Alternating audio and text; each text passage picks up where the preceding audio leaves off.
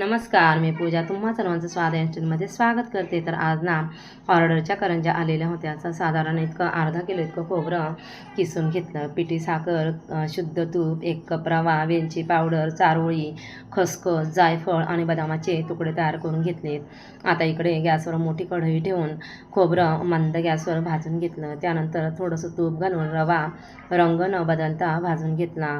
रवा आपला भाजून तयार आहे. त्यानंतर थोडं तूप घालून खसखस, चारोळी आणि बदामाचे तुकडे तुपातून थोडेसे परतून घेतले. सगळं साहित्य आपलं थोडं परतून घेतलं. आता इकडे खोबरं पण आपलं गार झालेलं होतं, ते मी थोडंसं मिक्सरमधून बारीक वाटून घेतलं. त्यानंतर एका भांड्यामध्ये काढून घेतलं. त्यात रवा, चारोळी, वेलची पावडर, थोडंसं मीठ आणि पिठी साखर घालून सारण तयार करून घेतलं. सारण आपलं तयार आहे. आता इकडे एका परातीमध्ये साधारण अर्धा किलो इतका मैदा घेतलेला होता.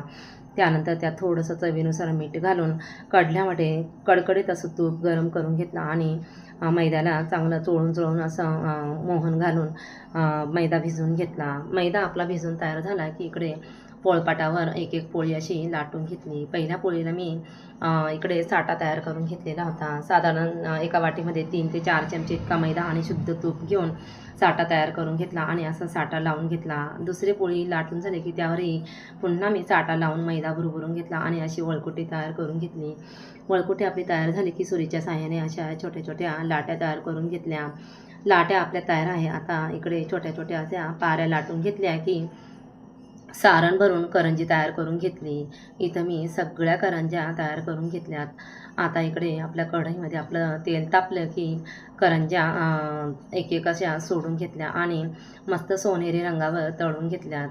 करंज्या आपल्या सगळ्या तळून तयार आहेत. तुम्हाला व्हिडिओ आवडला तर लाईक करा, शेअर करा, सबस्क्राईब करा. अगदी खुसखुशीत अशा करंज्या तयार होतात. धन्यवाद.